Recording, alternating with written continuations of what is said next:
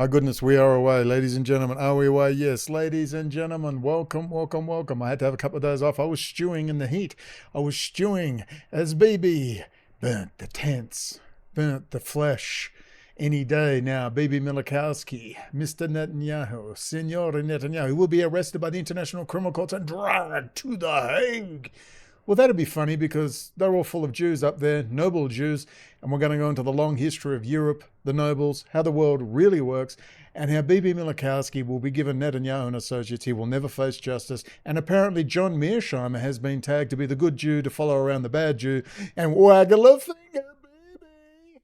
You know, one day I'm going to get Blender and a few creative skills happening in Blender and render my own cartoon characters, because I think this comedy's gone on long enough. We're going to talk about how the world really works. We're going to talk about Steve Bannon on fire. It's been a while, Steve, since you said City of London. This guy in this, how long is it, 1 hour interview is on fire. He's so infuriating. He says so many good things. He goes far beyond what anyone at his level goes. Then he stops short. And just stops.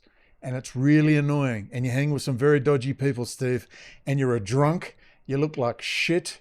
Your war room, you're drunk most of the time. You were dragged off Miles Gaucho's doing coke and hookers and to slap you around the head, to wake up to yourself. Get your shit together, Pisces boy.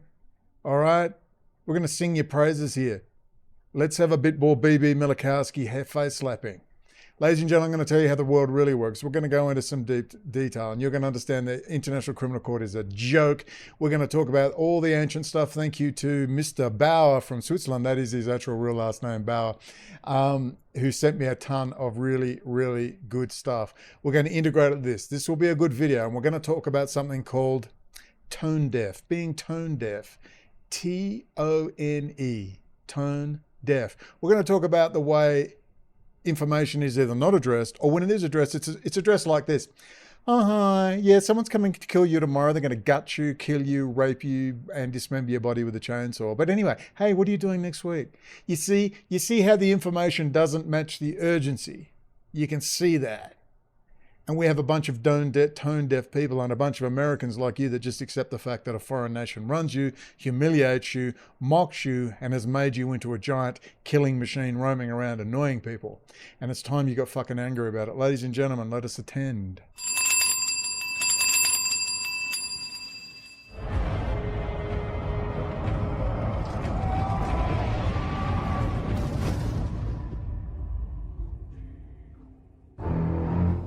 In cyber is a real domain of power. In cyber is a real domain of power. Before commencing, Steve, we need to remember a couple of things. Number one, look at these hands. These are workers' hands. These are workers' hands. I will make a meme. I will start it with that question.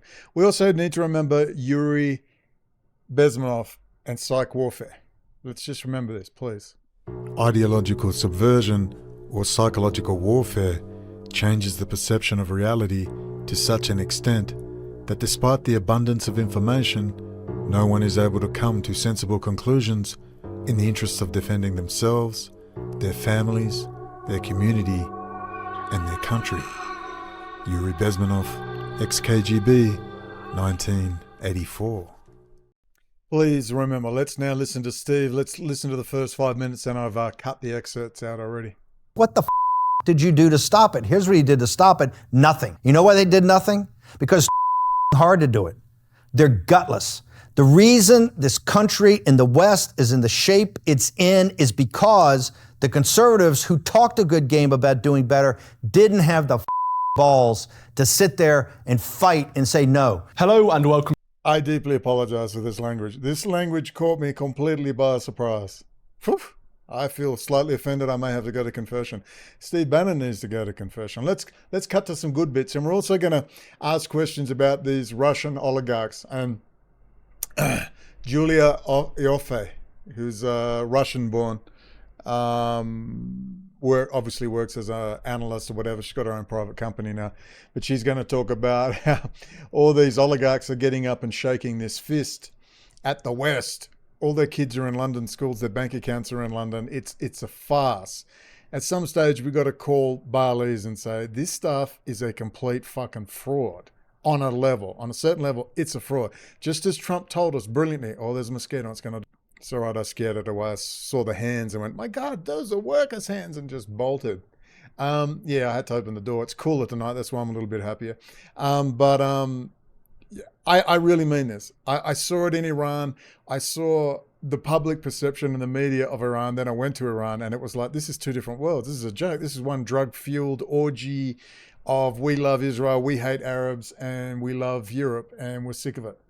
And like, it's just all a freaking lie. You just see it in 5 minutes flat. Well, so it is with this whole thing. Trump gave the game away when he said, Iran's ringing me, asking for permission to fire missiles. It's a lie. It's not that they like each other. They hate each other. But they seem to answer to someone. Who do they answer to? We have to go into the Jews of Europe, the Hufjuden-Court Jews again, and we'll go into it, and it'll all make sense. You think the Jews at the international... It's not all Jews. All of them are going to bring that naughty Bibi. They're going to go, Bibi, you're being a very bad boy. I've been watching this for 30 years. 1995, when Yitzhak Rabin was murdered, when there was actually going to be peace. They were actually signing that. There was 60 plus 70% approval ratings for all these deals. To finally there would be some sort of two-state solution and a deal. Jews everywhere, Israelis were in the streets rejoicing, and then along come Likud assassinated him, and that was the end of that.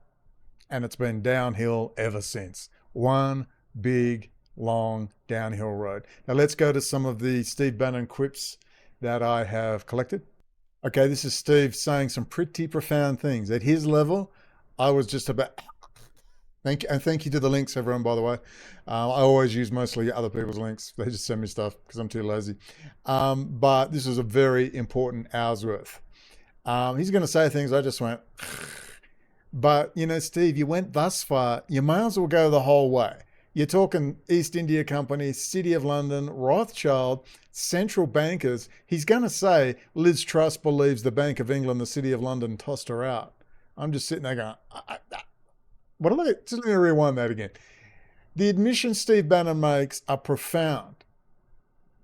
Then why the F can't he get his shit together? If you've gone thus far, Steve, go further. Say the whole kit and caboodle. Now Trumpy's going to libertarian conferences making a fool of himself. He's going to pardon, what's his name, Albrecht? Why don't you pardon Assange? Look, Assange is a dickhead. And by the way, mention his friendship with the KGB for the last 30 years, I might add. Plus, since the early 1990s. Ask Assange who Pengo is, P-E-N-G-O. You know, the East German Stasi informant that was working with him when they were hacking the Department of Defense and NASA. Cool, it's just fun. We're just hacking the Department of Defense and NASA. Oh, it's just for fun. While he's chatting with people with a Chabad Lubavitcher out of Phoenix, codename Phoenix, out of Melbourne. And they're hanging with an East German Stasi agent who ended up with his throat cut and burnt to death in a forest in East Germany when Assange went to the magistrate's court. Hey, Julian, some of us have got a memory, bro. Some of us got a memory, but you did better than Edward Snowden, who the word Israel simply doesn't pass his lips, whereas, you know, Assange did mention it from time to time. But Snowden's a joke, but Assange has done enough. He's done enough time. He's a dickhead. He needs a good slapping. They need a proper documentary on what he did. But I don't think it was malice. I just think he's on a mission. He's Australian. I do understand. I had a very similar upbringing without the mind control, sexual deviant cult he was in. But moving school to school, taking on the bully, he's just never grown up. That's all. So I get it. But he's done enough time. 7 years in that embassy would do your head in. You'd rather be in jail. I promise you. You'd rather be in a maximum security jail. Do your head in. Then how many more years now? 4 or 5 years in maximum security Belmarsh, in isolation, where he should be. Trust me, he's too high profile to be in mainstream. Assange has to be in isolation. He'll have books, he'll have televisions. They'll say, oh, he's losing his mind. It's bullshit. He'll get to talk to other prisoners in the special prisoner units. He's probably hanging in, he's probably not quite in isolation. I believe there's a good chance he's with a special prisoner unit, like where prison officers in jail are, where police officers in jail are. unless they really are keeping him in isolation, which would be a tad cruel. If he's not already on Christmas Island between the coasts of northwest Western Australia and Indonesia. Christmas Island is, it used to be a casino there. They used to launder all the International Monetary Fund money from the Suharto regime out of Indonesia and run it through Australian banks, I might add. Oh, lots of shenanigans I know go on in my country. A little isolated Australia, the South Africa too. I think he's on Christmas Island there getting hidden away. I just think they can't be this cruel, surely. But if they are, come on, just let the guy go. So Trump don't want to pardon his sons, but he wants to pardon Albrecht. If you don't know the history of the Pirate Bay, not the Pirate Bay, same thing though, selling the drugs online, that guy hired a fucking hitman. That's the last person you should be pardoning. Should he be out in 15, 20 years? Okay. He hired a hitman. It wasn't a joke. And you're going to pardon him. I don't know who's advising Trump on this stuff, but Trump really needs a slap in the mouth. He's a fool. Now, if Bannon's going to be his chief of staff and Trump, number one, hates Netanyahu, that's well known, totally hates his guts to the nth degree. And because Trump had the nerve to say, we're going to do a deal, aren't we, baby? We're going to do a deal. And Bibi said, well, perhaps if the sky's darkened, it's so complicated, and Trump's there like the dopey clown that he is, perhaps not realizing exactly what he's going into because, he's the boss. He's the World Wrestling Federation compere. He sacks people. He's the president. He's sitting there going, I'm the president, right? And everyone's going, you know how it goes. So anyway, hopefully him and Bannon as his chief of staff will be a lethal combination. Trump has got up and said, I will not allow a central bank digital currency. Well, I'll have to believe it when I see it because I don't think there's a hell of a lot of choice. I'm not against the central bank digital currency. See, we're asking the wrong question. Before we go into Bannon, here's the big question. Are you ready? I'm going to mark this. This is an important question. You ready? Just let me write this down.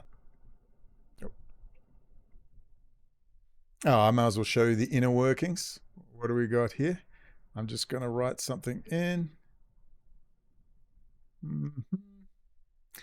What number is this? 1204. You get a glimpse behind the curtain of this big production. 1204 is... What is it? I've forgotten. What was I putting in? The big question. Who controls the CBDC? Now, what are you doing up there?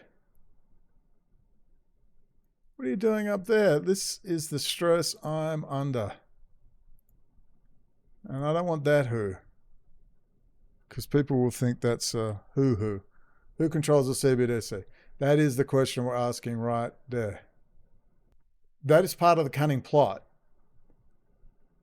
It's not about ban or end the Fed. No, don't end the Fed. Take over the Fed. How do the people take over the Fed?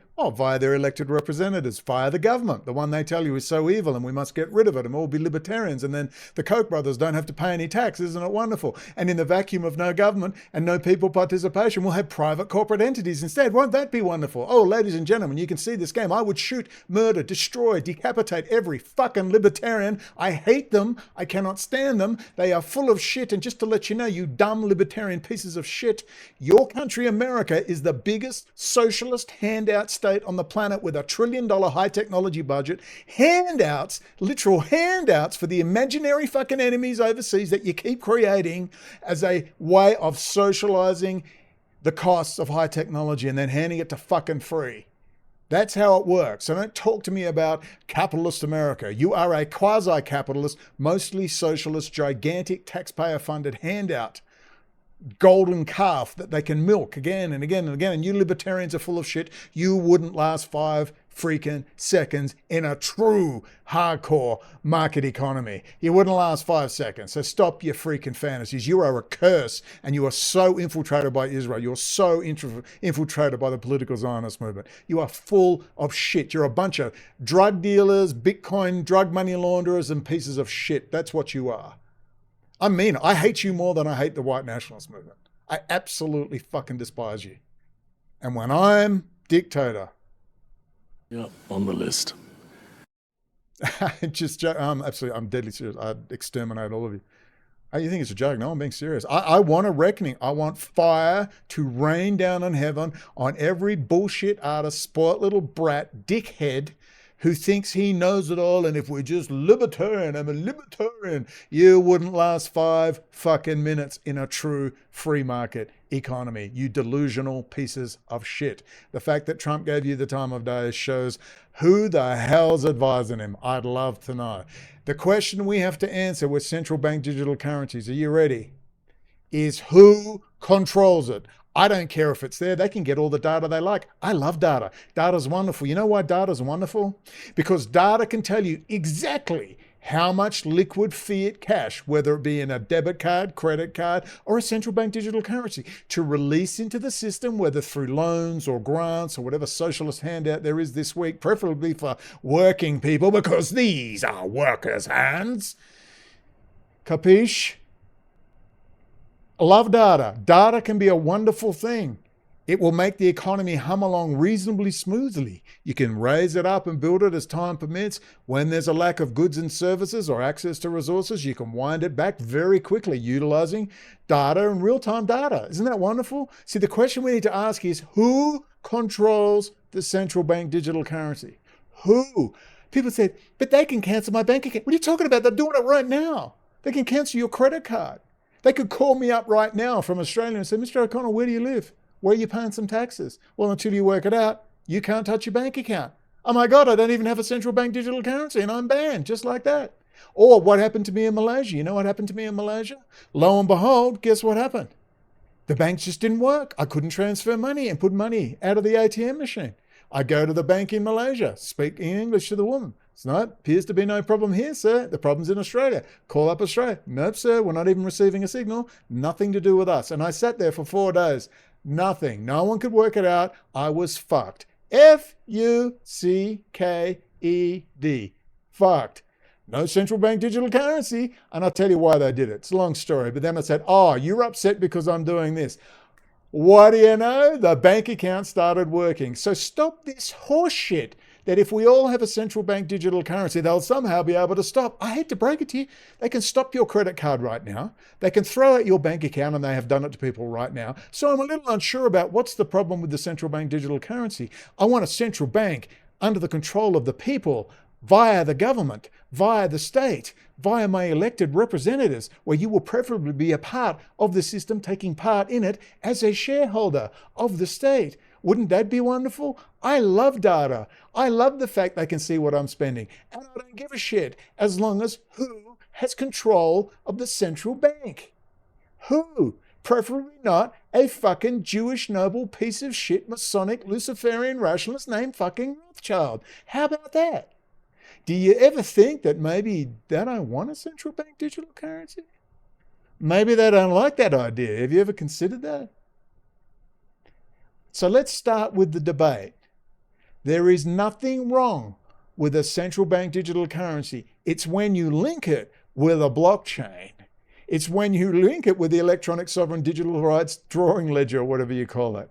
And then suddenly someone over at the Bank of International fucking Settlements outside can somehow have a say in how I spend my money. That worries me. That's why I want America, via the power of its trillion-dollar gigantic military-industrial complex, to fuck everyone on this planet right now and take it over. That's what. Let's not end the Fed. Let's call to take over the Fed. In fact, the whole fucking thing. SWIFT, Bank of International Settlements, how about City of London? I say you get in deals with the military out of England and MI5 and MI6. And how about we all get in there and take the freaking thing over? How about that? Why don't we change the narrative? Okay, I just don't want it all linked in with my Apple Watch, which is taking my pulse and my blood pressure and my oxygen levels, or when they slap us into a little closet and get us on the UBI. If you want extra privileges, they start saying you'll have to put physical sensors in your body because we want the real-time data. We want real-time data on your blood glucose, blood pressure, oxygen carrying capacity. We want to link that all into real-time, into the Internet of Things, and slap it out via the 28 to 60 gigahertz high frequency 5G and put it into our fucking gigantic AI machine learning monster.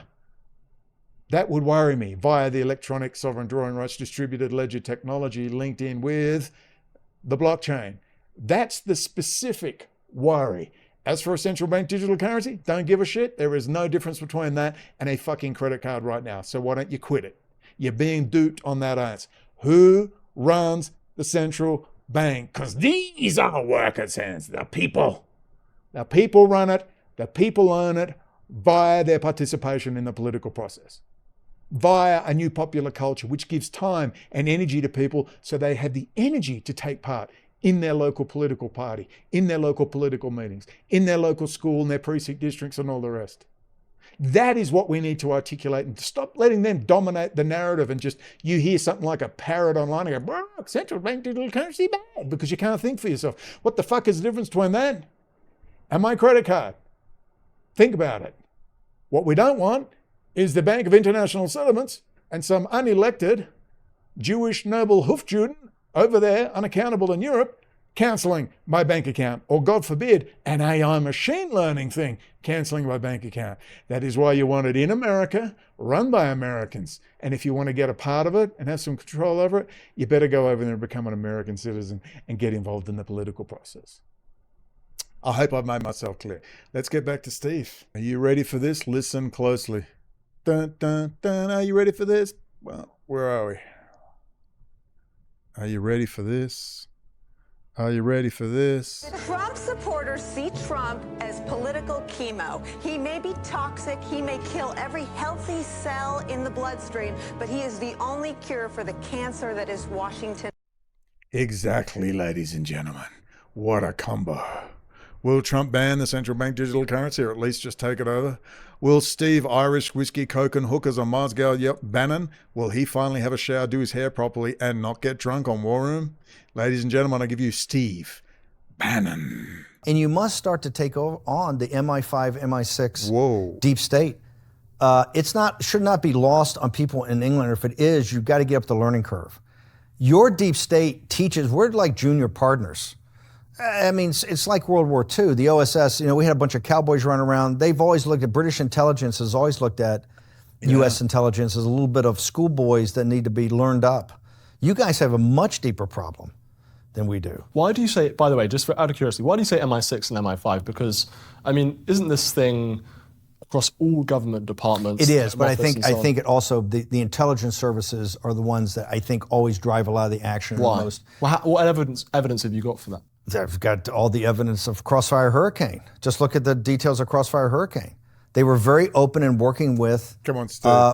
I agree. The Steele dossier was a load of crap, but you were doing dodgy meetings with Kissinger in 2016. You were doing dodgy meetings in Rome with none other than Alexander Dugin, whose father was a Russian GRU general. Hello? You were running out of meetings with Kushner and two other people, and you're all going out 4 separate doors. Hello? I think there needed to be an investigation. Don't tell me that Crossfire Hurricane was not warranted. Working with the Hillary Clinton team and others, and Comey and all these people, in trying to set up the Trump campaign back in the spring and summer of 2016. They're very active. And we kind of cover this under the Five Eyes and all these intelligence agreements. Look, I'm pro-ally and pro-alliance. What I don't want is a merger and kind of a combination of the deep state that essentially controls things, controls information. But you're right. You've actually got the other thing. It should be, let's go back. Again, the deep state. It's Rothschild. It's Rothschild. They privatized it, Steve. Do you remember that small Richard Mercer company, or Cambridge Analytica? Do you remember that one? SCL Group. NATO, Steve, come on. You're not getting away with it. I'm on your ass, boy. No whiskey for you. When we talk about administrative state, deep state, we have a government, and this number is not put out correctly. We have a government, a federal government in the United States, I think is about 2.25 million people. We have a military, all but, is about 2.5 million. And I think if you take all the numbers, that's around 4.5 or 5 million of that. But we have another 18 million contractors. Those contractors, half of them are the guys that doing sounds IT. too much. But half of them are just because we can't get permanent billers to put them on the government payroll, are paid full, the equivalent of SES. I mean, so you have essentially. Did he just say the SES? Ladies and gentlemen, he just said the SES, the Special Executive Service. That's right back to the City of London. How interesting. It's almost like he stopped and said, oh shit, can't quite go that far. Thus far and no further, Steve. But well done. No cigar, but you get half a cigarette. Not bad. 12 million bureaucrats or functionaries in the administrative state that controls a budget of $7 trillion a year in the United States, $7 trillion, $2 trillion deficit every year. Of that, when we take power, we only get 3,000 political appointees that can go in day one, don't have to be confirmed. 1,000 have to be confirmed by the Senate, and as you know from the last time, that can get hung up for years. There were half the billets we never filled from Senate confirmations. And McConnell and these rhinos and the Democrats only decide who to put through when they put through. So you essentially have 3,000 people and a handful of others. In England, you have 100. 100. And this is why, hey, I'm an Irish Republican. I'm very anti-monarch. And one of the reasons is that the monarchy, so many of the people in the deep and administrative state are either appointees of monarch or close into the crown, or not just so. I think you're. What do you mean by that? I mean, King Charles isn't appointing the deep state, is he? Sort of no, but you have the people at the next level. They're all in the same clubs. Those people in the government. You mean the sort of establishment elite? Yes, not they're not like the monarchy they're not themselves. the 100. There's not like the 100. Remember, also because you have this quaint notion, and some was powerful, of amateurism, that people can go over and take portfolios and just learn it. In today's complex world, that means that the administrators, the people that are there, have much, much more power because they set the agenda or just don't pay attention to what you do. Let's go back to the Liz Truss situation. This is interesting. It's insanity for her to do what you do and not put these numbers out and say, well, you can wait 6 weeks or 8 weeks. We were sitting there every day, go, hey, if you're going to do something like this, which is have big tax cuts and do a kind of a supply side tax cut that over time it's going to get rejuvenated, you've got to convince people you're not going to blow up the bond market and particularly blow up the pension fund market that'll start taking people's retirements off the table. You have a duty and obligation to be straightforward. One of the reasons there is that you had I believe, a Chancellor of the Exchequer that maybe wasn't as up to speed on capital markets as he needed to be and sophisticated. And so I think when she says, remember her argument, not mine. She says the deep state of the Bank of England and the other financial community with the City of London turfed her out. Wow. And I think I don't agree with that totally, but there's definitely something there. The lords of easy money on Wall Street and the City of London have enormous power. And I still prefer Eurofags versus the Coke and Hooker Wall Street boys. I will claim that as my own. And they have enormous power in these agencies. They have enormous power in our Treasury. They have enormous power in our Federal Reserve, and they have enormous power in the Bank of. Whoa. In the Bank of England, that's what he's saying. Ladies and gentlemen, Steve Bannon. What's Steve? And you look mildly sober there. Well done. Let's go into another one, shall we? Let's have a look-see. Well, I forgot to mention we'll be doing extracts on the Pirates of Silicon Valley to show you the fakeness of it all, how they set up, the City of London owns it all. They own AMD, they own Intel. They're setting up this, you always hear the word great power competition. It's the same whether it's a corporation, a business that they set up, prop up their heroes like an Elon Musk, moron, put him at the front, or Jensen Huang, who runs NVIDIA, who admittedly is an asshole, but a genius nonetheless, and the much nicer head of AMD, what's her name, Lisa Su. Nonetheless, it's all fake competition. We're going to show that in some of the notorious scenes from the Pirates of Silicon Valley, which is an excellent. It's watching Steve Jobs, how he set up Apple II versus the Macintosh crew to deliver it. You see, this is how they operate. It's fake. They own everything. They own everyone, but they still don't have all the power because they have to operate in the dark. And they just don't have enough assholes to do the work. That's why they were heading hard towards semi-autonomous kill vehicles and fully autonomous surveillance. They're way behind schedule. They're in deep, deep trouble. And we'll go into that in a minute. Let's find another one. So that was an amazing. Let's now talk to Loffe, Julia Loffe, and some of that from an extract from a PBS thing on Putin. Now she's a bit. She's got a foul mouth on her. This one, I quite like it. She basically despises Trump. How unusual. But this is from 2 years ago, but she's accused him of effing his daughter. She got fired from Politico because of it. I must admit, that was quite aroused. What a woman. Whew, mouth like that. Lord have mercy. Putin's road to war. This is a couple of years old, but she's going to talk about all these Putin henchmen who are there, boo the West. It's a war. But all their kids go to London private schools and all their bank accounts. It's all fucking fake. I mean, literally. It's fucking fake. Literally. To head up this new security agency called the Rosgvardia, or the Russian Guard, he picked Viktor Zolotov, who was his old bodyguard. And this is, this is a mace in human form, or, a club in human form. Just completely loyal muscle and fists. And what you saw in that meeting was he gets up there in his uniform with his striped standard issue military undershirt, ranting about the Americans and how the Ukrainians are just American puppets. And of course, at the same time, his grandson lives in London. That was the thing about pretty much everybody in that meeting. They went up there and dutifully said what the master wanted them to say, both about the breakaway republics and about the West, while all of them have relatives and property in the West. And their bank accounts. Let's go on. This is just some insights. She may be wrong. The last thing I'll say about the Security Council meeting is we now... just some insights they've got to do with, and I believe 100% everything she's saying here. I've heard this from dozens of other sources. The chaos that involved, how terrified they are of Putin. Who's backing Putin? Well, of course, because him and his arch-globalist friends, Klaus Schwab, the old Kissinger and Associates, that's why. But listen to what she has to say. It's quite interesting.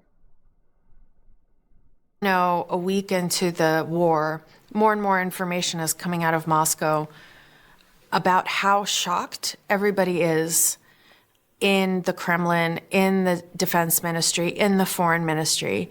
Nobody, not even people pretty close to Putin, thought he would do this. They thought he would recognize the breakaway republics, maybe move some troops in, and that would be the extent of it. Nobody expected this. I must confess, that's exactly what I thought he would do. I couldn't believe it when they said he was trying to take all of Ukraine. I was in shock. I just thought, what? How's he going to do that? I still want to ask the question, who told Putin he could do that? Who told him? Someone assured him he could do it. Very interesting. People in the Kremlin and in the Prime Minister's office are telling journalists anonymously that they're absolutely stunned, and they kind of don't know what to do when they didn't expect this, and they're just like shell-shocked. People in the Ministry of Defense, including pretty high-ranking members of the Ministry of Defense, are just completely stunned and seem to have been completely caught off guard by Putin's orders to launch a full-scale invasion. I read those news stories about anonymous sources in the Kremlin and in the Prime Minister's office and in the Foreign Ministry being against this and being shell-shocked, and I think, well, why don't they all resign? You can't arrest them all. Why don't they resign? Why don't they not follow these orders if they think they're deranged, which they clearly do? I think back to that Security Council meeting, and I realize how scared they must all be of him, how they are all locked into this closed solar system with him as the center, and they're all afraid of getting arrested or falling from grace. They have no life outside of this. They can't exist outside of the government. If you get that high up and that close to Putin, if you fall, you don't fall back to civilian life. You go to jail. You lose everything. And they also have clearly been living in this atmosphere of fear that they are also helping foment in the nation and spread in the country, but they themselves are clearly scared.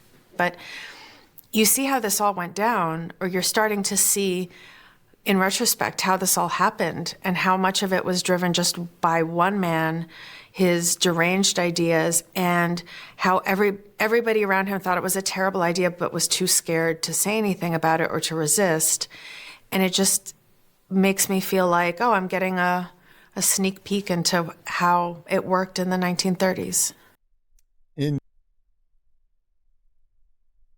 Whoa, what just happened? I don't know, I just pressed the wrong button.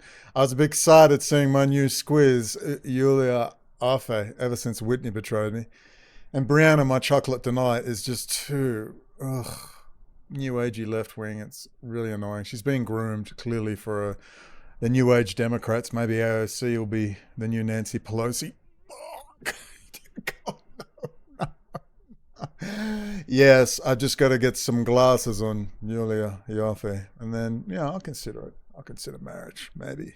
Oh, just on what she was saying there about everyone was shocked. Understand, it was all the multipolar world order. It was all arranged. He was going to go into Ukraine and take all that over, and China was going to be there, and Iran would be handling the stands, and they will be cooperating with Germany and France. Remember? And I remember when they had that like Zoom-like interview, and Putin's leg was just bouncing up and down. He was nervous as hell. Biden was extremely confident on his Adderall and completely senile and not knowing where he was. Probably thought he was at a child sex trafficking ring meeting or something. To get his quota for the week. And I remember watching Putin's body language. He was nervous as hell. You see, he took that risk. The multipolar world order thing was off. They were blowing up the gas. He knew what was coming. And he said, what the hell? We got Crimea. We got away with all the stuff. We had General Flynn. I made a call to Bibi.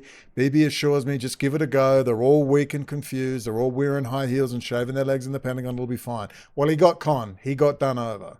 Now, let's go into Putin, Loffe accomplishments, Trump. Now, just in case you didn't know, I was going to be in the Russian Orthodox Church. I knew a lot of Russians. I followed the Eastern Rite Catholic churches in Ukraine, plus the Ukrainian Orthodox, plus the Russian Orthodox, of course, the Corp Russian Orthodox Church outside Russia. I know a lot about the history. I was growing up in the 70s and 80s, Lech Walesa and Solidarity and all those movements that were coming up. I was 19 when the wall came down. I was steeped in the martyrs of the church and the stories and Solzhenitsyn and the struggles, 10 years for having an icon of Jesus and Mary under your pillow. Meanwhile, they build a synagogue, the Great Synagogue in Moscow in 1924 at the height of the Christian persecution. Still can't find one account of a synagogue or a Muslim mosque for that being blown up, turned into pig pens, and if it was nice, they turned it into a library. Can't find a single account anywhere. When you understand they built the Moscow Synagogue, the Grand Synagogue in 1924. Think about that. And when I pointed that out, it was a PDF for holidays between Israel and Russia. I hadn't caught on. This is 2008, 2007. And it said, come and see the Grand Synagogue built in 1974. And I got to the website and I downloaded the PDF and I put it up. Within 2 hours, that website was down completely. Within 2 hours. They built the Grand Synagogue in 1924.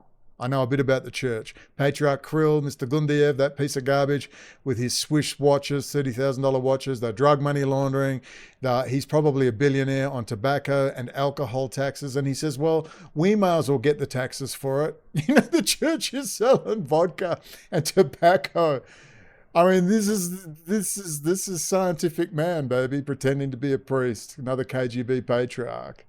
And of course, oil taxes as well. The guy's a billionaire, but you never hear about it. Talk about Pope Francis all day, and you should. But you know what? Try to get anything about the Russian Orthodox Church Patriarch, Kirill, or Gundiev, his real name, and you'll go nowhere. Absolutely nowhere. They're that protected. They can't protect it. It's Israel can protect it. Let's move on to Loffe talking about, Julia's talking. I've got to get her some glasses.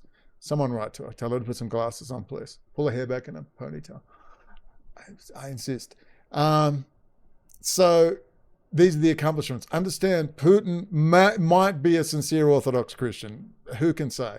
Medvedev definitely isn't. He's a laughingstock. Everyone knows he'd take a dump on the church. He doesn't care. It's debatable whether Putin is. I think Putin probably sees it as a powerful instrument of the state and vital to the control of populations, but in a good way. He'd see it as a good way. People need it. People require it. It's debatable how sincere his faith is. But he believes, number one, this is common. I'm telling you stuff that's in the church, Russian Orthodox Church, that Russia will revive and protect Christianity. That is well known in the church. They believe there is no democracy in heaven, meaning the autocratic system is what should be in place. The sacred tradition, Julia Evola and so on. Steve Bannon likes him as well.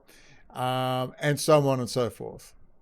So just to understand the traditions that he definitely believes in. Happening. He has managed to splinter Europe.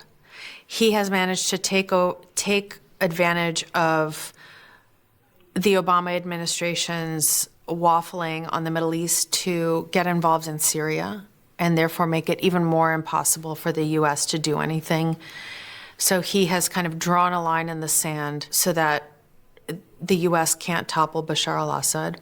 He has become very close with the Israeli government with Bibi Netanyahu, muscling in on what is traditionally American geopolitical turf, right? There's the truism in Washington is that America has no closer ally in the Middle East than Europe. Well, suddenly Israel. The Israeli prime minister is going to Moscow more often than he's going to Washington. Wow. He's selling arms to American allies, Egypt and Saudi Arabia, who are some of the biggest buyers of American arms and are seen as allies of the U.S. But he's very confident in himself. Very and confident. his ability to. Yeah. He does take this risk in the election, and he gets. Why is he confident? Well, it's a good question, Julia, Loffe. Why is he so confident? Oh, I don't know. Cyber is the real domain of power. Maybe that's got something to do with it. Core coding of Microsoft Windows, Intel Corporation. Just an idea. Think about it. I think you need a private session, Julia, to get you up to speed. Whether or not he had any influence on the outcome of the election, he gets credit for it from a lot of people. Trump ends up winning. There's some sanctions and some diplomats kicked out. But what does he take out from the end of that? Is he even more emboldened at the end of 2016? Well, first of all, I don't think he expected Trump to win. So that was a huge bonus. Because at the time, everybody in the Kremlin and in Russia thought, at the time, everybody in the Kremlin and everybody who was Kremlin adjacent thought that Trump was their greatest ally and that he would be there, as one former Kremlin advisor told me, that he would be our wrecking ball inside America. They didn't expect to get that lucky. I don't think they expected Americans to get so worked up. And on one hand, they didn't like it because it brought about all these sanctions and a vilification of Russia. On the other hand, now Americans thought they were 12 feet tall and perfect villains. And I think the fact that we still don't know, and we'll never be able to know whether Putin and the Russians influenced the outcome of the elections is it's kind of part of the brilliance of the operation, right? They've gotten in our heads. And that's Cambridge Analytica. And Trump, sorry. No, I was going to say, and then he ultimately gets away with it. City of London, Trump is grateful because Trump has been briefed that Putin tried to help him win. Trump is grateful. He likes Putin because he wants to be like Putin. It's the kind of guy he can understand and relate to because that's the kind of leader he wants to be. And even though every once in a while Trump's own administration and Congress are rolling out sanctions against Russia, he's also constantly kneecapping NATO. He is undermining the EU at every. To be fair, he kept saying, pay your way, come up with the cash, 2%. Hand it over. Turn. He is exacerbating divisions inside the European Union, which is just, music to Putin's ears. He's doing Putin's. What do you mean, Julia? You need a private briefing, my love. Where's my whip? You need a private briefing. France and Germany are in bed with fucking Putin, for crying out loud. Wasn't it that obvious? With his buddy Bibi, I'll give you 2 points. You mentioned the Bibi relationship. How about some Kissinger action? Huh? Work for him. So even with the sanctions, which were, I think, of minimal impact to the Russian economy, I think he saw that as a win. I think he clocked that as a win, and that means it was a signal to keep going, to take more.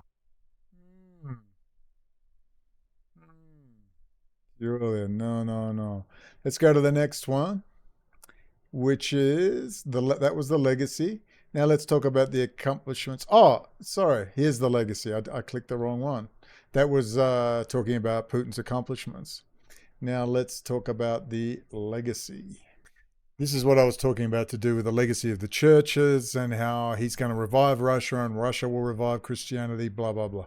He is clearly thinking about his legacy and has been for some time. I think Ukraine was always a missing piece in the legacy. Belt and Road, baby. Belt and Road. Far smarter people than I have written about this, but indeed, from the Kremlin's point of view, or from Putin's point of view, in the fall of 2021. He has vanquished the opposition. I mean, there's nobody left. People are either dead in jail or in exile. Civil society has been eviscerated. There's barely any independent media left. The economy is doing pretty well. It has survived the sanctions of the last few years. He has squirreled away these massive reserves, 600-something billion. He has slowly built up Russia's position in the world, often by playing spoiler, Multipolar and often world by order. taking the U.S. down a few pegs. He has kind of equalized, or more, has rebalanced the power dynamic With the between help of Russia Israel and and the US. Likud. He's built a good relationship with China. They got He has Chabad filled Lubavitch in the there. vacuum left in the Middle East by the U.S. withdrawal. He has That was moved the into plan. parts of Africa and Latin America. He has, in his mind, reestablished Russia as a superpower on the world stage. And all that's missing is Ukraine, which, recall, he does not believe is a real country, which he believes historically is part of Russia, and which needs to be brought back into the fold. Indeed. Close, but no cigar, my sweet. No cigar. Yevgeny Primakov Doctrine, Multipolar World Order. Come on. Eurasian Economic Union. Come on. Those articles were out in 2019. What's going on, Julia Loffe? Okay, ladies and gentlemen. Yes, Julia's my new squiz. Just needs a fantasy. Sorry, Brianna, the Hill Chocolate Delight. Oh my God. Watching her, she's excited like a squealing schoolgirl. She can tell she's been said, we'll get you with Kent and what's the name of the Young Turks. You're going to be the new blood in the Democrats. Oh, Lord, I don't know, Brianna, what have you done? I don't even have your glasses on anymore. It's very disappointing. But let's now go into Steve Jobs as we go into just how fake it all is. And when I say fake, I mean this. They all hate each other, don't get me wrong. But there appears to be an Emperor Palpatine they're answering to. Who could that be? It's straight out of June, baby. June 1 and 2. Straight out of Frank Herbert's great book, Iraqus and the Spice, which is the oil. I mean, it's a play on the whole thing. Instead of the US just taking over, it's like the US is answering to someone else. Who might that be? I thought the US State Department with the elected representatives and the executive was running things. Apparently not. Apparently there's another layer of control operating down there within the scenes. So let's see, using Steve Jobs and one of my favorite movies ever. It's based on the book Fire in the Valley, about how Apple and Microsoft got going. They stole all the stuff, and Jobs was talented. Gates had no talent. He was a fucking moron. Steve Allen was the genius, and he died, unfortunately, young. Jobs was an asshole, but very good at marketing. Steve Wozniak was a little genius, and he's a nice guy. Somebody told me there's some allegations against him with kids, and I was like, oh, come on, man. Don't spoil my favorite Polish Jewish. Can I not have anyone that I like without hearing about this? Anyway, Wozniak was there, but Jobs was a bit of a genius, but he was not alone. He was groomed with a guy from Intel. He used to fund Intel, came in, gave him a lot of money, and they got the guy out of Coca-Cola.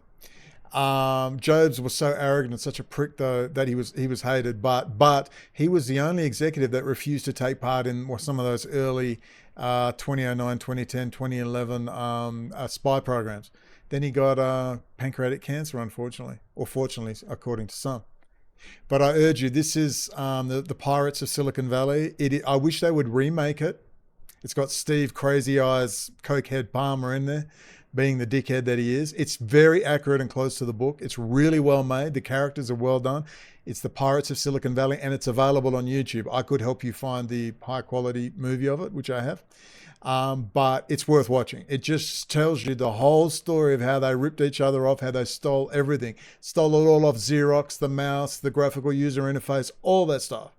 It is brilliant. But what I want to show you now is 3 sections where you see Steve Jobs messing with the heads of his employees to set them against each other. Now imagine a Rothschild, City of London, puffing up their executives, making them into rock stars like an Elon Musk bullshit, and they don't fucking own anything. It's all owned by BlackRock and State Street and Vanguard and all the rest. It all flows back to the damn City of London, and the military-industrial complex is deep in there using taxpayer funds to fund the new weapons of war, the system of control on people, movement control, and ultimately how to kill us all. And in these 3 little sections of the Pirates of Silicon Valley, which again is I wish I'd just remake it, same script, don't alter anything. It needs to be remade. But it's too accurate, it's too close to the truth. It's 1999. Let's watch it now. Okay, let us begin. For ourselves, do you seriously think a bunch of New York executives at Xerox were confused about what they were looking at?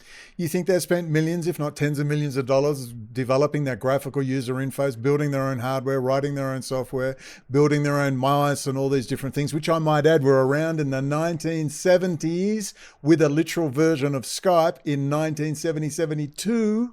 I can even show you video of that. Do you know who was involved with that? None other than Dr. Steve Bannon. Very interesting. It's in All Watched Over by Machines of Loving Grace. They literally had the mouse, the keyboard, all sorts of stuff, and the Skype-like interface in 71, 72. But do you really believe, this is what I mean where they start getting silly. Someone at Xerox just went, let's just hand it to an opposition corporation. Let's just hand it to them. And they're there, what are you talking about?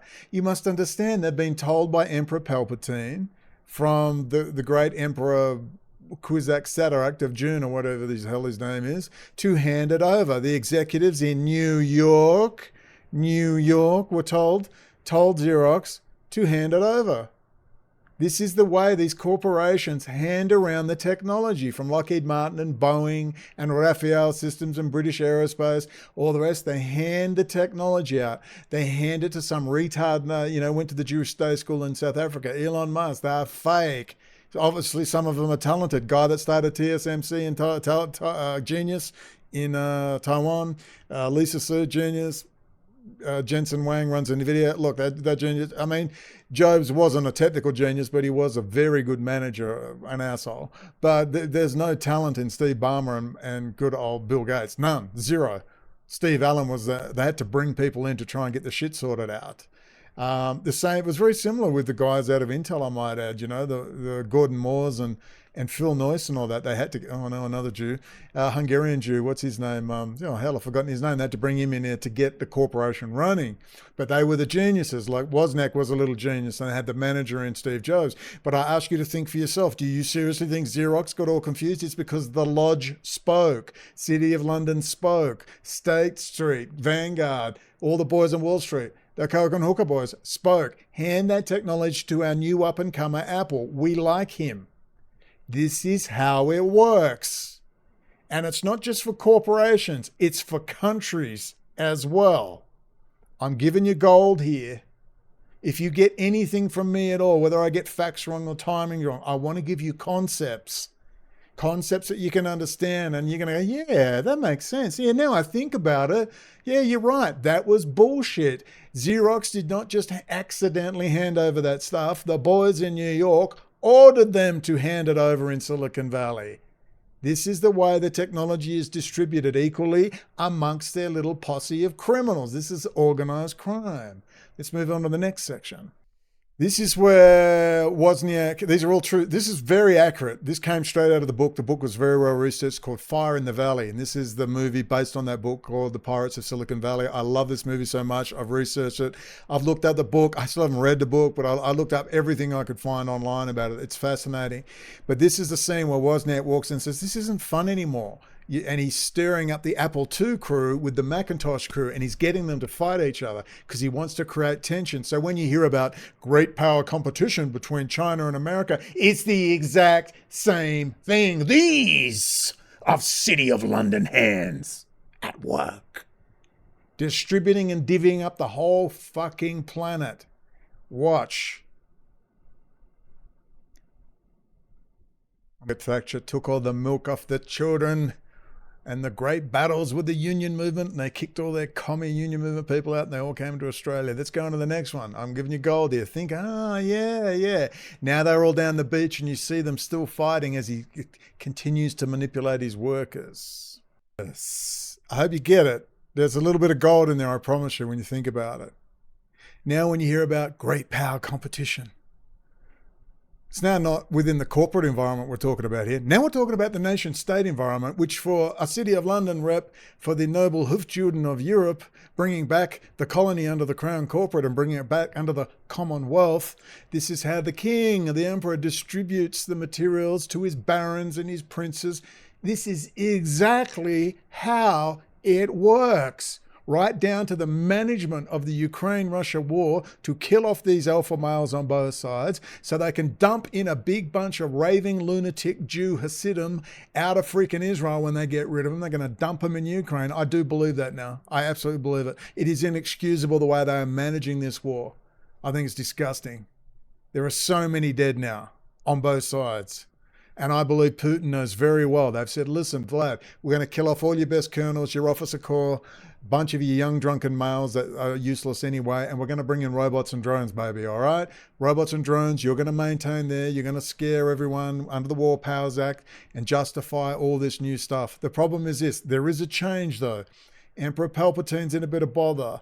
The Coke and Hooker boys on Wall Street are rebelling. They want it's straight out of June. It's House Atreides versus House Harkonnen. It is exactly how it's transpiring. And I keep telling you, I just don't know if this group is going to be any better if the American public don't take seriously getting a hold of the political system, getting control of the AI, getting control of the fiber optic cables, getting control of the technology, and working within that Japan, AUKUS, Australia, Anglosphere. Please, it's okay, everyone. We can all be involved.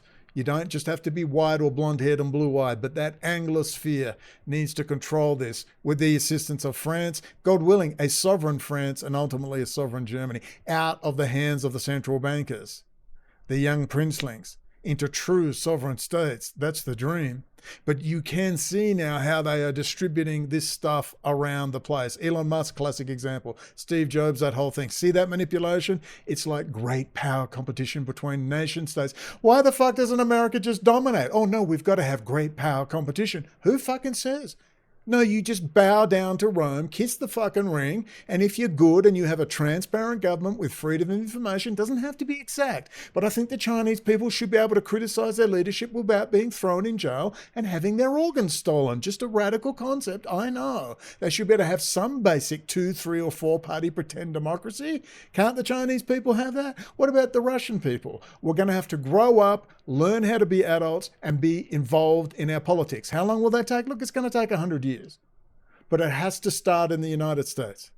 I don't know how else you administer a high technology society. I don't know how you do it. It's a difficult thing. Let's talk about great power competition just to put the icing on the cake of this concept. Let's watch the great Bernie. These are multi-millionaire workers' hands. Bernie with his shirt off. I mean, come on, it's classic. Come on. Let's go. Bernie Sanders is going to ask some very simple questions as they tell him the new budget for the Pentagon and how we're all going to war with China. And he says, so we're going to war with China, but our corporations can't wait to pack up and leave there. Could you just describe to me how this works? Anyway, listen up. You'll love it. I'm sure you've seen it before. The truth is, everybody supports the Department of Defense. We all support the men and women in the armed forces. But as I mentioned earlier, we are now spending more than the next 12 countries combined in defense. Against my vote, Congress just voted another $165 billion to go to the military. So here's the question. Who's our enemy? Who are we spending? Where we know that there are threats out there. Mm-hmm. All right, we're all aware of terrorism. But I think the amount of money that we're spending fighting ISIS, for example, is relatively small. Who are we preparing to go to war against or defend ourselves from? Senator, the Secretary of Defense outlined in the National Defense Strategy the challenges that we face. Part of the emphasis in the strategy was the shift from a focus on terrorism to great power competition, with a particular emphasis on the long-term challenges of China and Russia. It refers to both of those as opportunities for... I'm cutting in. What problems? You created them. Stop selling them the fucking AI chips. Stop selling them the CNC machines. Stop selling the high-end laser lathe machines. Stop selling, tell Germany to stop and Japan to stop until they pull their heads in. Stop selling them. Stop selling them Global Foundry chips for their Lancet drones. Stop fucking selling them stuff. What's this great power competition bullshit? No, there's no great power competition. One fucking power. America. America. America. Oh God, I wish I had that on my Elgato Steam Deck.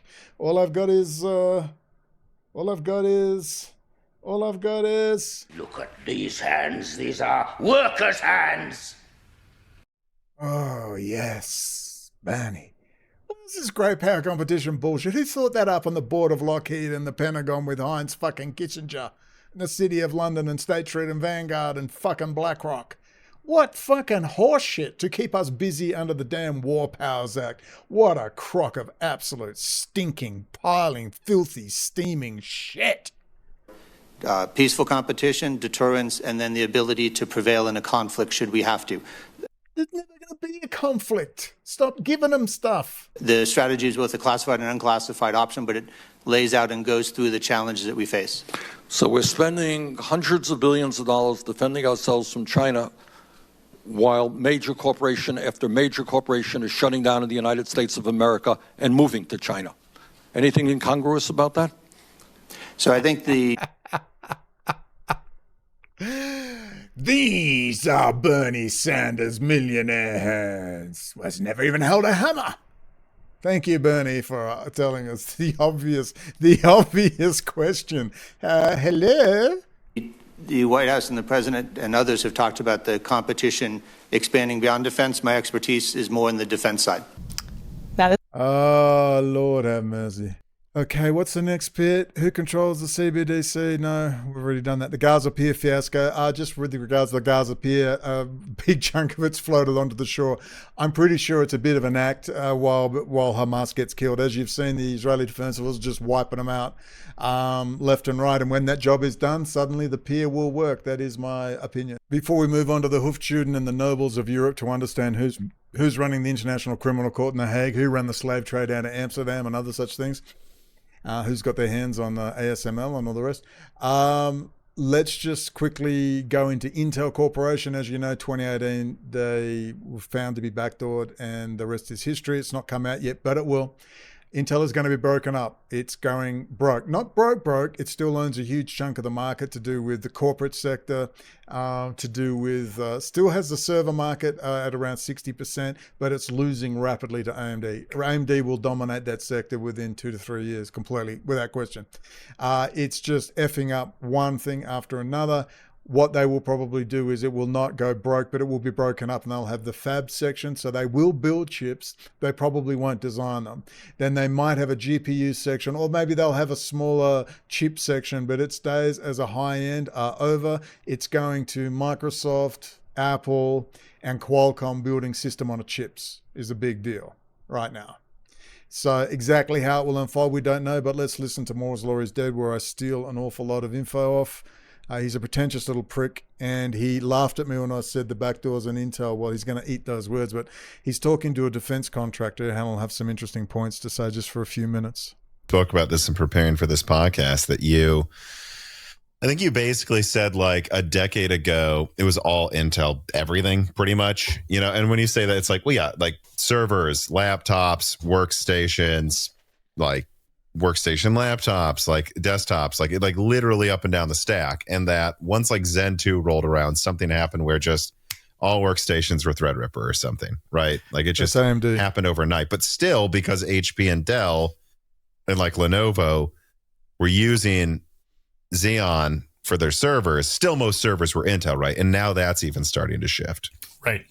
And so the shift in US government acquisition is largely mirroring what's happening just in the general consumer market as well. And I don't think anyone knows that. I'm so glad you came on to say that, because I think people just like think of like like whatever the analogy would be to like the black helicopters magically being everywhere, and like somehow the U.S. government has these magic servers with Intel. It's like, no, they're buying from Lenovo, man.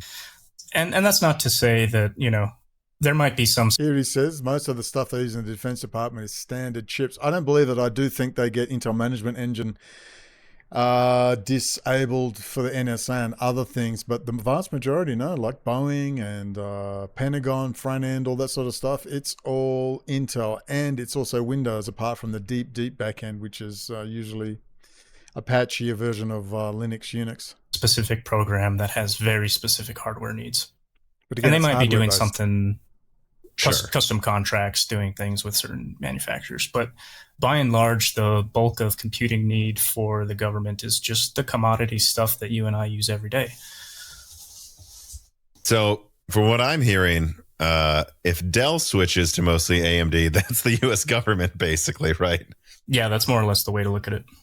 Mm-hmm. Do you know, I don't know why you would, but like, do you know like how much would you typically see HP versus Dell versus Lenovo? Off the top of my head, my gut says it's mostly Dell. In my experience, I've mostly dealt with HP systems when I was in the government. Okay. Like laptops or servers as well? Both. It was almost equally. You did have some choice. What happens is the government bulk negotiates these huge contracts with these GSA vendors. And as a researcher or anyone in the government, there's almost like this Amazon website. It's like a GSA website. Yeah. You go look up what part you want. It shows you what contracts you can buy from. And there's kind of just a list of parts this year that you can buy. So, for example, if I needed like a workstation laptop, I would jump on GSA, go to the 2024 bulk buy contract, and this is the workstation laptop for the year. It's the HP insert model name here, or the Dell insert model name here. And then you have a little bit of option to customize it. Like, okay, it's got more processor options, or I want more RAM, or, I want it to ship with a dock. And this was some bulk negotiation ahead of time where some purchaser in the U.S. government said, we imagine our employees will need this many workstations, this many things, and they're stockpiled or allotted, right? Mm-hmm. And because there are so many regulations around how to purchase things in the government, right? It has to be, you have to be providing equal opportunity to vendors. You have to sometimes prefer certain vendors, whether it's like, this company has, is minority owned, or it's a woman owned company, or, there's all these incentives in the government that they provide companies to operate with them, that they become a preferred buyer. Mm-hmm. And they try to incentivize you buying a disadvantaged seller.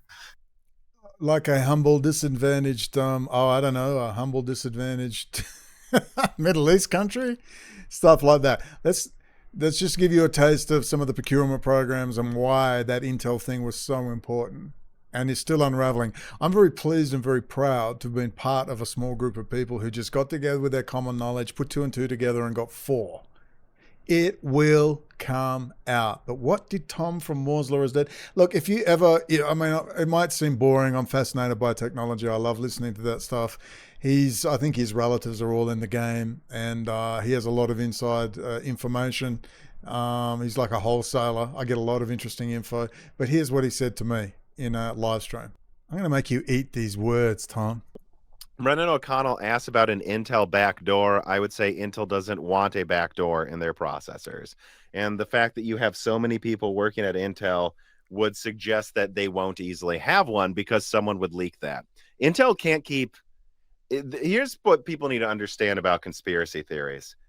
The more people you have as part of a conspiracy, the more it doesn't make sense if you think it was secret, right? Intel's a company of 120,000 people. So how are you keeping that secret, dude? How are you keeping that secret, dude? They couldn't keep Meteor Lake secret. I leaked it 2 years ago. Oh my goodness. How could they keep a backdoor secret? I don't know, Tom. Like there's vast multi-billion-dollar Defense Department operations that have been running now for 10 years looking for backdoors in hardware. Do you know why, Tom? Everyone's making their own chips now these days. Have you noticed? Tom, you're going to eat those fucking words. And I will be making sure when it all comes out and you report on the backdoor and some problems with these chips and national security issues, because you're getting on more and more national security people, aren't you? Guess what, Tom? I will be raising this up. Ladies and gentlemen, it's time for the Hufjuden. We're going to talk about the nobles of Europe, those 13 families. It's the black nobility. What about the green nobility? You racist. What about the white nobility? It's the black nobility. They're fucking Jews, all right? We can debate what a Jew is. So what's a Jew to me? A Jew has had his foreskin lopped off. He's been bar mitzvahed and she at 12, 13. She's read from her Mosaic Law, Old Testament, with her grandma and his grandma. And he's trying to marry a buxom, blonde-haired, blue-eyed Catholic to annoy his Jewish mother. And he hates everyone in his family. And he goes to synagogue twice a year. And he be as annoying as possible. That is a Jew to me. All right. Then you have the Rabbinic Pharisaic Judaism nut jobs, the Sephardic Jews, Khazarian Jews, they're all the fucking same. They're all nutcases. Talmud, Shulchan Aruch, all that stuff. Children of hell, sons of their father, the devil. However, in Europe, these Jews, these noble Jews, are all Masons. They're high-level Luciferian rationalists, meaning they are deeply involved in the occult to a degree, but the ultimate ones are not. They read Carl Jung. They're not into the occult. They consider it a joke. They're intellectuals first and foremost, studying history. They are gentlemen, they are ladies, and they read their fucking Carl Jung. They are Masonic but they may not even go, listen, here's the rub you need to know. Masonic, the networks, the controls, that's for the profane, that's for the morons. And they have different levels. They have ones focusing on sex, drugs, and rock and roll, and they have ones focusing on the more, the light, and you're a nicer one. Then they have the scumbag pedophiles. But really, the elite of the elite, the people like the Kissingers and so on, they're intellectuals. Kissinger's never attended a fucking lodge meeting in his life. He's never taken an oath. He's above forms, all right? These are the monastics. These are the monastics of this world, of the rulers, the young princelings. They don't attend a fucking lodge. That's for the morons. When you are one of them, you are just one of them, and you are brought into the family. And I've been stalked for the last 25 fucking years by these people.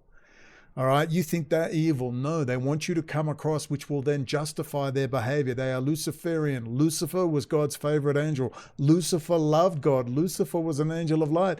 Then God said, I want you to go down and serve man. And he went, serve the fucking humans. Like, fuck, Lord, I love you, but that's scum. And he went, well, I'm sending you down there anyway. And now he walks amongst us. And now he hates humans. And I promise you, they love it. When you're brave and you get in their face, they fucking love it. They go, yes, that's what we want. And they want you to justify their viewpoint by coming to them willingly and joining the emperor. Join with us, Brendan. Look at these fucking slaves. You've proved it. Look what you've sacrificed, Brendan. And they don't even fucking care. Look at them. They can't even hand out a flyer, for crying out loud. You've seen that interview with Kissinger when he was 29. Getting interviewed by, he'd done his PhD, and he was interviewed by Mike Wallace, and he goes, no, forget 19th century Marxism. Freedom is the new revolution. He was a true believer. And then he's gone, you know what? These people are born slaves. They have no interest in stuff. They just want to eat shit, fuck, and blah, blah, blah. Look for the archetype of that noble we're looking at. That's Kissinger, is a good example. When's the last time BB went to freaking synagogue, for crying out loud? These people read Carl Gustav Jung. These are intellectuals. Let's read about some of them. Read about the history. Francisco Lopez Asu. Francisco Lopez Asu, second Baron de 1657 to 1710, was a banker and financier of the Dutch Republic. How interesting. He was also known within the Sephardic Jewish community as Abraham Israel Suso.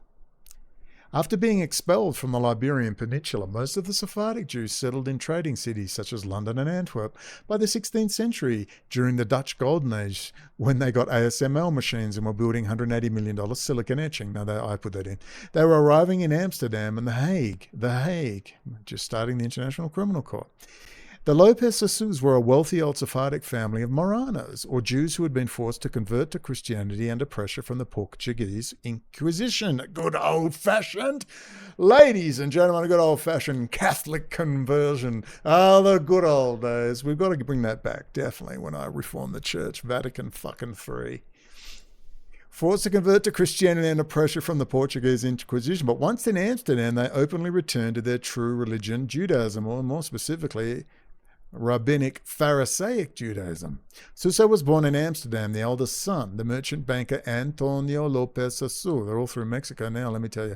Also known as Isaac Israel Sassoon by his marriage in 1654 to Rachel Violenta de Pinto, a member of another rich old Sephardic family. These are the Jews we're talking about, baby. These are the black nobility.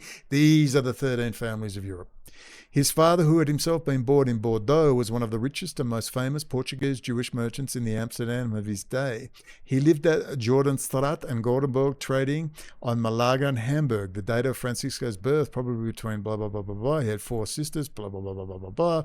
The family retained a sense of belonging to Spain. Oh, yeah, someone was mentioned by the King of Spain, the guy who's dealing all the drug money here where I am, and I've found out all about.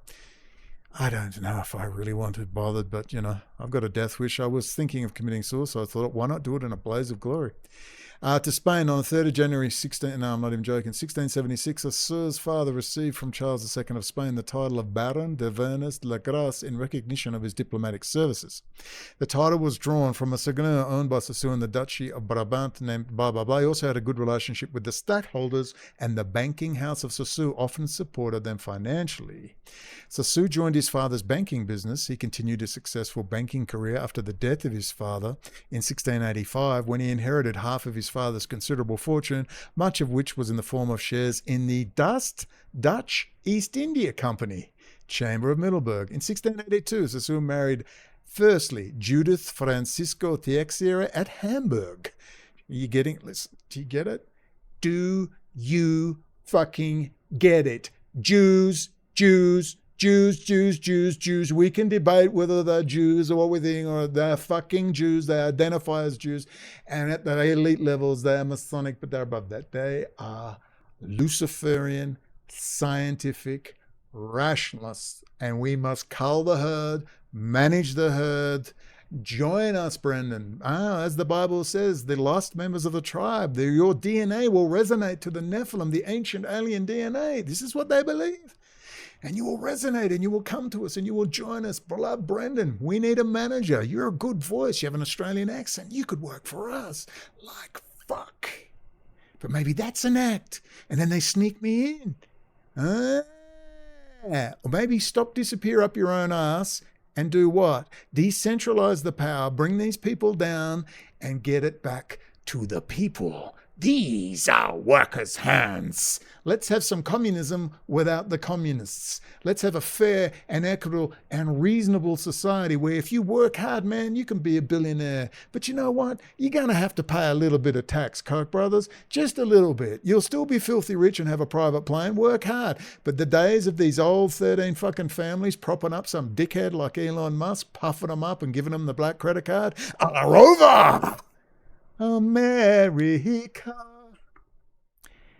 Free the slaves. She was the daughter of banker Manuel, otherwise Isaac Teixeira, who after Sassoon's father in De Pinto was the 3rd most important Portuguese Jewish merchant banker in Northern Europe. Are you getting it? By his marriage to Beatrix Nunes Henriquez in an age of strategic marriages. Intermarrying, right. The union can be seen as intended to raise capital within a narrow circle. But this design was thwarted when Judith died childless in 1689. A notable instance of the support of the House of Sassoon to the Dutch stadtholders in the loan of 2 million guilders, which Sassoon made to William of Orange in 1688 in support of his invasion of England to claim the throne of King James II. The story is told that William asked Sassoon what he wanted as collateral for the millions, to which Sassoon replied, quote, "If thou art fallacious, I know thou wilt return to me. Art thou infallacious, I agree to have lost them. However, this may be, I have no idea what that means." Sassoon was responsible for a number of elements of the invasion, and through his father-in-law in Hamburg, he was able to, that would be the, what's that of Hamburg? He was the Hanseatic League. He was able to make speedy arrangements for the transport of Swedish and Pomeranian troops provided in November 1688 by Charles XI of Sweden to assist William. Oh, that would be like the Swedish royalty, which are deep in bed with King Charles. The coffer in which William repaid the loan to Saussure is today on display in the Willett, blah, blah, blah, blah, blah, blah, blah. Nobles, the Hufjuden. Saussure died in The Hague on 22nd. Now, who are these people? Where are their descendants? What are their names now? John Smith? Harry Ferguson over in Detroit? Ah, that's what's so interesting. Oh, look, everyone. The Mokotta family is a leading Anglo-Jewish family that traces its ancestry to the Sephardic Jewish communities of Spain and Portugal prior to... These are the ones that were running the slave trade and the drug trade and everything else. The family's forebears initially sought refuge in Amsterdam and Venice before immigrating to England in the 1650s. Yeah, the Jews of Scotland. They were among the first 12 Jewish families admitted by Cromwell in London in 1671. Moses Mokotta established the firm that became Mokotta and Goldschmidt. For 300 years, it was the world's leading bullion broker. Although the family sold their stake in the company in the late 20th century and exited the bullion business, the family continues its tradition of business and charity. The family became known for philanthropy, leadership and sponsorship of arts and letters, particularly in the United Kingdom. Long involved in finance and the law, they are considered to be one of the principal families in the cousinhood of senior Anglo-Jewish families, the de facto Anglo-Jewish aristocracy. Hello, Jews. The family features prominently in the Anglo-Jewish cousinhood, the aristocracy of related, socially prominent Jewish families that includes the Rothschilds, the Goldsmiths, like Jimmy Goldsmith, it's Lady Di's father, the Montagues, the Montefiores, they own most of Australia, and the Samuels. Prominent people with the surname Mokotta include. Now, that does not mean every single person is some devilish Jew out to need the blood of an unbaptized baby, blonde-haired, blue-eyed. But you just need to understand, they're all fucking Jews, all right? They identify as Jewish. They may even have a Christian Bible. Rothschild has a Christian Bible, and I believe he believes in Jesus. He's a fucking Jungian. And he believes you must be managed. And after the fucking behavior of the retards in the last 20 years, you can see why.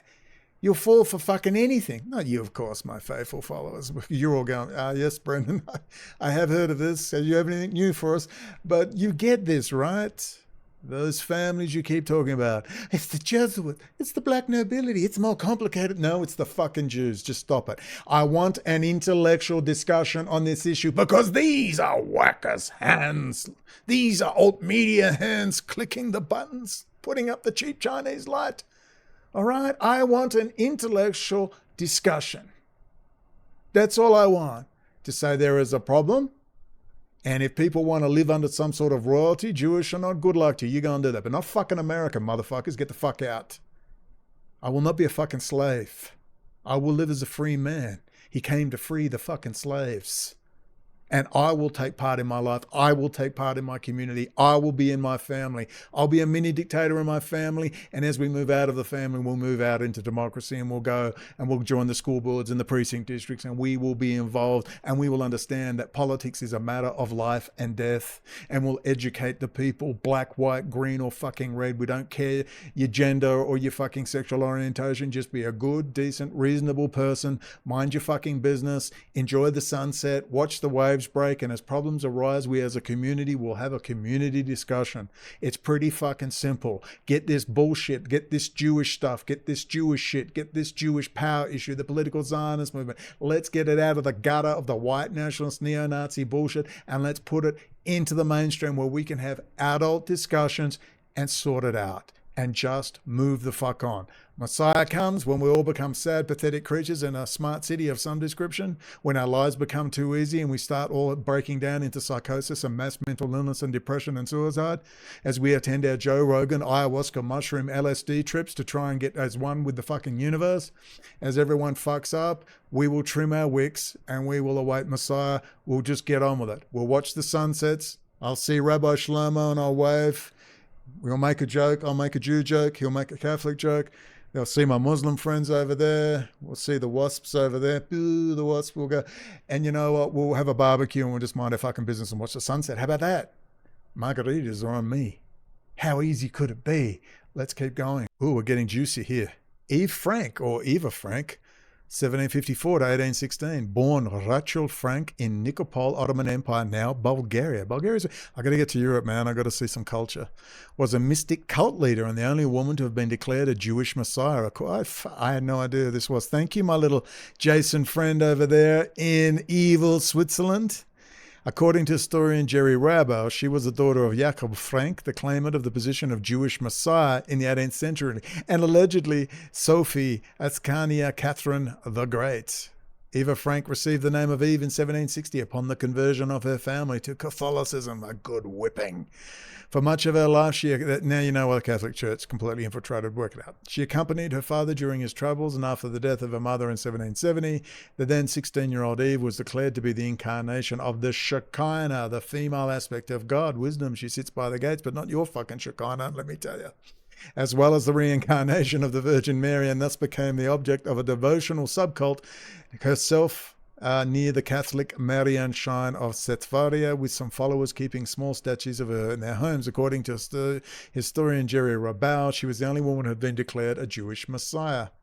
Her father Jacob spread the rumor that Eve, who was often called Eva Romania, at that point was an illegitimate child of Catherine the Great of Russia. Father and daughter repeatedly traveled to Vienna and succeeded in gaining the favor of the court. Upon the death of her father in 1791, Eve became the holy mistress and leader of the cult. Eve Frank and her two younger brothers, Josef and Orokos, assumed responsibility for the direction of the court. Many people continued to go up to Ofban, and the believers called it. In the 1800s, the Franks sent red letters and red ink to hundreds of Jewish communities encouraging conversion to Frankism. However, the Frank siblings had neither the stature nor the strength of personality required to keep the cult going, and as time went on, the number of pilgrims and the supply of money diminished drastically, while Eve continued to live her accustomed luxury. This is great. She finally became heavily indebted to 3 million gulden in 1817. It was alleged that she died in poverty in 1816, although she is believed to have escaped to Poland and continued to lead the community after the dismantling of the Frankist court and arrest order from the Duke of Hesse. Nonetheless, her followers continued to exist well into the middle of the 19th century. Among these were the parents of Louis Brandeis, the U.S. Supreme Court Justice. How interesting. Here's another German noble who was called the Baron of Offenbach. His followers in Central and Eastern Europe worshipped him as the Messiah, who believed in his immortality. When he nevertheless died, not good, the admirers continued to run for years at the grave of the Holy Lord in Offenbach, in today's Williamplatz, and Jews still know the name of Jakob Frank around the world. Indeed they do. There he is. In 1788, he came to the city for 3 million guilders. Prince Wolfgang Ernst had rented his castle on the Main, which the princely family no longer lived in. Frank and his entourage, those Sabbatean Frankists, they had waited for the renovation of the castle, and at that time the Offenbachers were whispering that these strange people were enjoying themselves with lurid orgies. Oh, Lord have mercy. Who could walk, stood on the streets when Frank moved in with his bodyguard dressed up like an Oriental potential and accompanied by his picturesque caretaker Eva, who often called herself Eva Romania. She was told was a natural daughter of the Russian, blah, blah, blah. You know that one. Here we have the visionary leader of Russia, was a Freemason and combating injustice, and initiated a vast plan of public education for his citizens. This is why you will meet Masons who will look at you and say, Brendan, leave us alone. We are not these evil people. Dickhead, you're the nice Masons, like the nice Jews. It's the people above you that are the worry. Because if you didn't fucking notice, you're not like Alexander I or the great George Washington. All the rest of them who wrote that great Emancipation. If you want to go, they believed the first Mason was who? Jesus. He said, I've come to free the slaves. He took a whip of cords to the elites who didn't give a shit about the peasants. They see themselves in the same mold. That's how they get nice people in, good people in. Then they compromise. Then they film them. Then they corrupt them. And on it goes. There is no place for secret societies. Sorry, none. I have spoken openly in the temple and on the internet and in secret. I have said nothing. I understand the difference. I know many of you are great people and are very upset, particularly the ones in America where every man and his dog's in a lodge, but it has to stop now. You must speak openly in the temple and in secret say nothing. You cannot take a secret oath over and above public oaths of office. You can have a Masonic lodge all you like. You can do your sacred stuff and mathematics or whatever you want to do. That's good for you. I don't care. But we have to put up that you cannot enter public office and have a secret oath, secret handshake, and a secret deal between you and your friends. You can't do it. It's not good for society. It's just not good. So what you need is, instead of these hubs of power and these little secret societies, which is like an IV cannula into the bloodstream of the body politic. If you have an IV cannula, it is very dangerous. You can kill someone instantly, the body politic instantly. Vice versa, if the body politic is sick, if you have a cannula, a Masonic lodge who is ostensibly good, you can heal the body politic very quickly with that too. The best thing to have no IV cannula, and the body politic is immunized by having an informed, engaged citizenry. Don't keep them in fucking ignorance, education, popular culture, and thinking human beings, and reward effort. And all those simple good things your mother told you all about. Take the garbage out, get $2, buy a bag of lollies. Pretty simple stuff. There you go. There's Alexander I. There are good Jews. We got good Jews. We're good Masons. Got lots of different good people. But at the end of the day, without open, transparent government and an open, transparent public life, we're fucking doomed. We're nearly finished. The Spanish Benveniste family, I've never heard of these people, it's quite interesting, is an old, noble, wealthy and scholarly Jewish family of Narbonne, France and northern Spain, established in the 11th century. The family was present in the 11th and 15th centuries and Hackmai province, France, Barcelona, Aragon and Castile. Family members received honorary titles from the authorities and were members of the administration of the kingdoms of Aragon and Castile. They were the blah, blah, blah, blah, blah, blah, blah, blah, blah, blah, blah, blah, blah. Go right on into it. Lots of all this history. These are the families they talk about. President Herzog praises exemplary British Jewish community at welcome breakfast. He met community leaders at a London event on one of his first trips abroad as president. This is from November 23rd, 2021.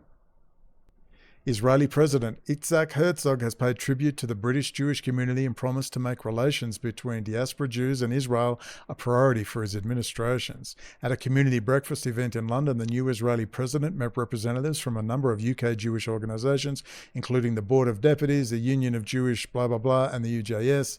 The event was attended by Israeli Ambassador to the UK, Tipsy Hofner, Executive Director of the Jewish Agency, blah blah blah, blah blah blah blah blah blah blah.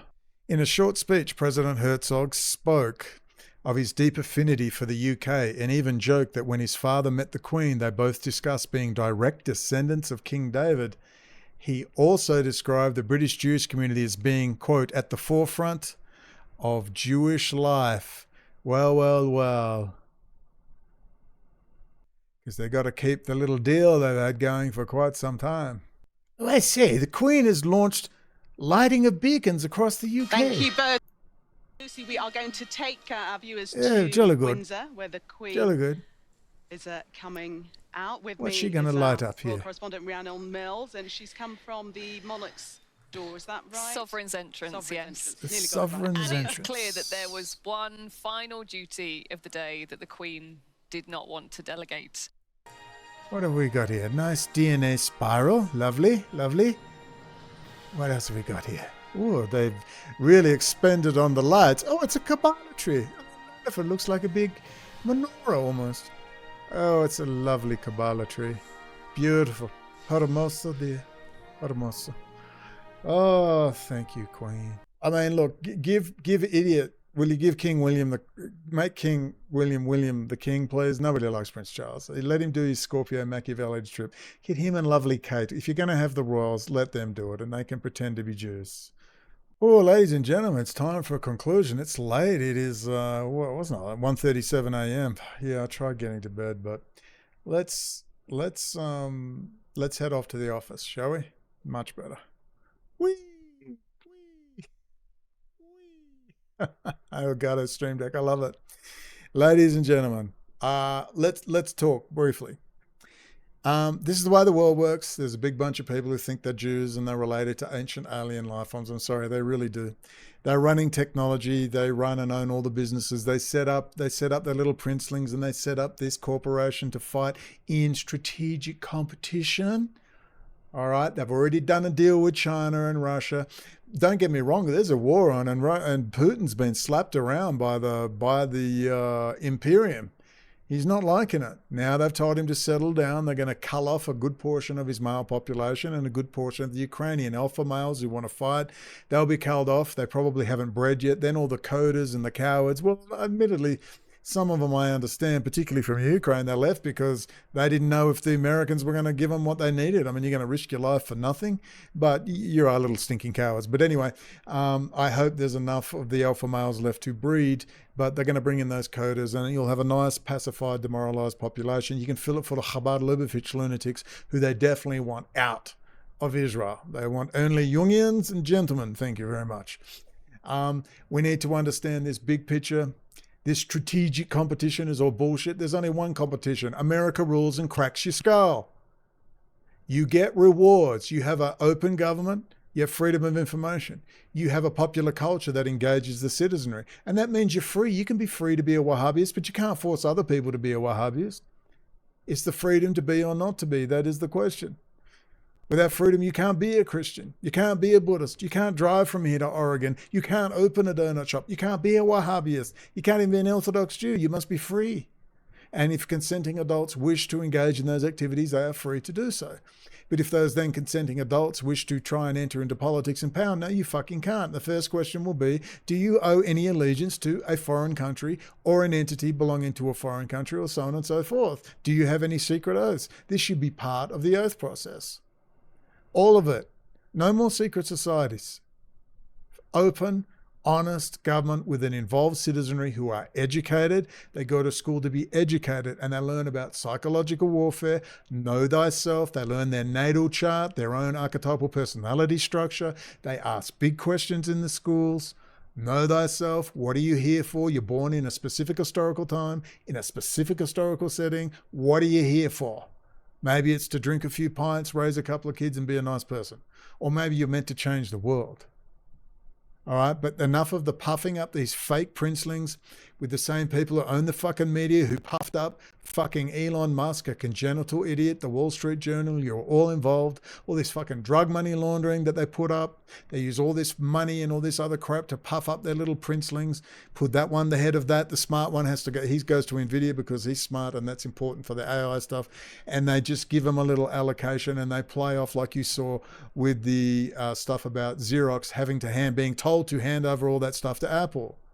All right, Steve Jobs was groomed. Steve Jobs was talent spotted. And then they went and gave him the money, him and Wozniak. And Wozniak maintained his humor and didn't want to be a part of it. He hated it. Then the rumors started about him and kids. I don't like that. I don't like rumors. Either he's into that stuff or he's not. And I've only seen a couple of rumors. I don't like it. Not my Steve, was. But anyway, you can see how it works. And that's the way the world works. They talent spot and they pick them up. Then they puff them up, they may compromise them, or they may be true believers. But they love it when you agree with them. Humans are stupid, dumbass, pains in the ass. They're only concerned with sex, drugs, and rock and roll, voiding their bowels, fucking, and screwing around on the wife, and that's it. So let's just treat them like cattle and cull them off. We'll do it. We'll sterilize them with a vaccine. It will be done benevolently and kindly by their betters. The commoners will be peasants on the commons. They will be part of the commonwealth, and they will be a paternalistic patriarchy which will look after them. Put them out of their misery like a dog when need be. They will be loved. They will be cared for. All right? But you know what? I want to be fucking free. And I would not submit to you fucking inbred pieces of shit. Is that clear?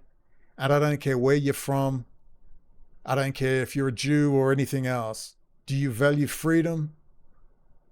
He came to free the slaves.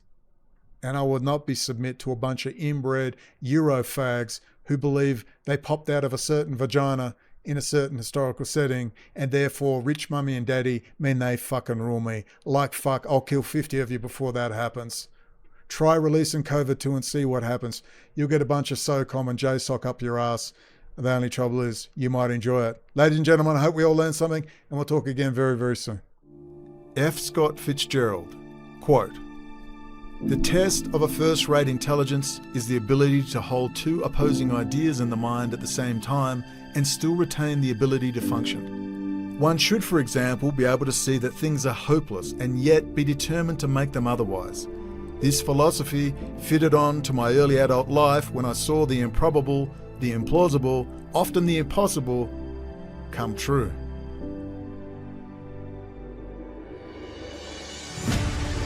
What is our common bond truly?